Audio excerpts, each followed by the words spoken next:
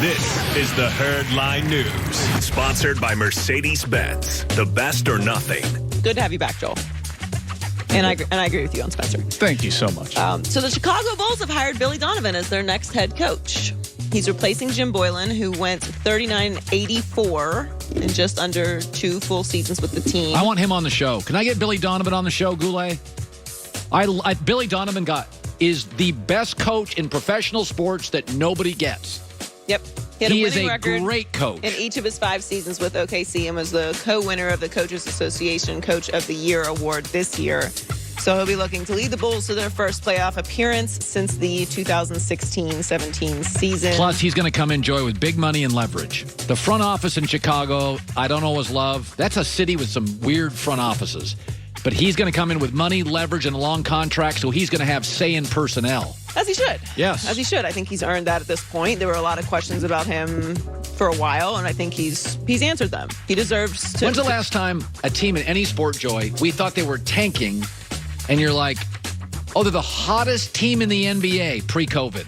They were the hottest team the last month. And they were impressive in the bubble. So his record with those OKC is 243 and 157. He reached the playoffs in each of his 5 seasons. Obviously lost to Houston in the first round of the playoffs this season. Zach LaVine learned about the hire during a Call of Duty live stream.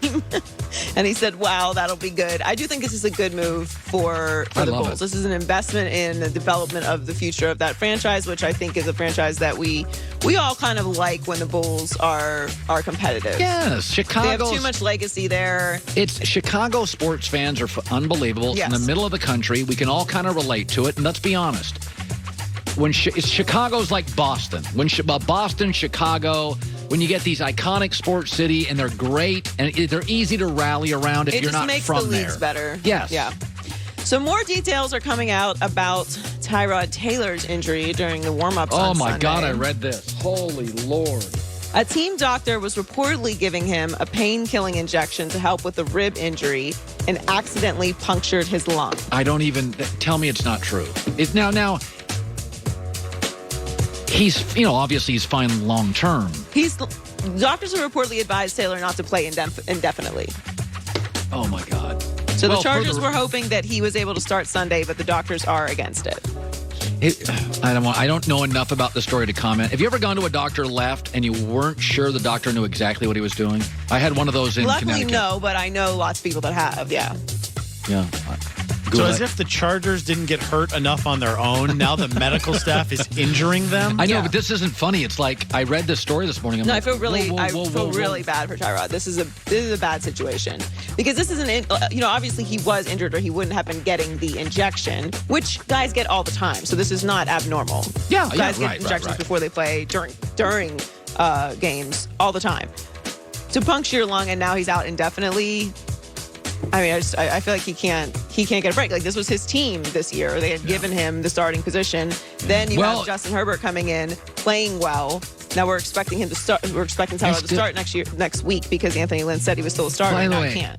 Anthony Lynn's reaction to Justin Herbert still doesn't sit well with me. He's like, he's got a lot to learn. He made a lot of mistakes. I'm like, Anthony, we all watched. Maybe he wasn't great at the line of scrimmage, but it felt like some promises were made to Tyrod Taylor. Yeah, that's what it feels like to me. Yeah, that's what that felt like. That felt like some very serious messaging that this is our starter. We are behind him. We didn't see enough from Justin Herbert to give him the team yet. But now that's no longer a conversation. Like, if he's not able to play indefinitely, obviously Justin Herbert is going to be starting. Now, good news for the Chargers, he looked capable last week. So, and he was the number 6 overall pick in the future of the franchise. So it's not like this is the worst situation for the Chargers, but this is awful for Tyrod. I mean, I don't know how that happens. Obviously not a doctor, but that's gonna have some long-term implications, I'm sure, with that situation. Finally, Darren Waller has emerged as a star for the Raiders offense. He had 12 receptions for 103 yards and a touchdown Monday night against the Saints. I don't know how you cover him. He is so fun to watch.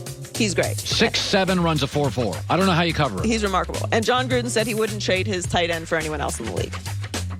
Darren's a great player, and our job is to try to get him the ball. And I've said it before. I don't know if I've said it to you, but I'd take him out of any of the tight ends. And I know Kittle and Kelsey are as good as they get, but Waller's right up there with them. This is a second year playing the position.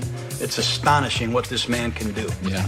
The Raiders have a lot of fun weapons. I got to tell you something. I've watched their first 2 games. They're one of the best television products in the league in terms of just watching the Raiders play.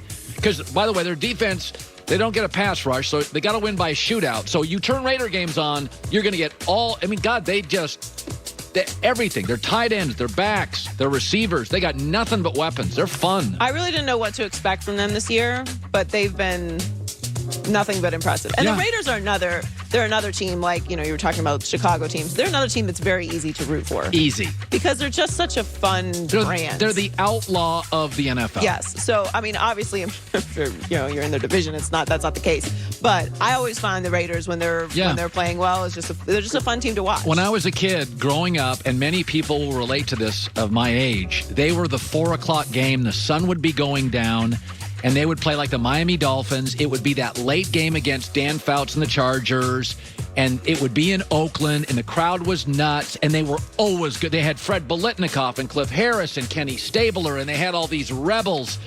When you grew up in the 70s and early 80s, they were the late game on television, and the sun would be coming down in Oakland, and they were facing Elway, and it's just that Raider games were great. And their culture, similar to like the Patriots culture, which is obviously the complete opposite of them, is like when you get to that team, you kind of embody what that is. That's why it's been so hard for people to wrap their arms around Derek Carr as a Raider, because his personality doesn't seem to fit that. And as of late, he's kind of fitting in that too. Like, he's tired of being disrespected. He's writing his name on the stadium after the win.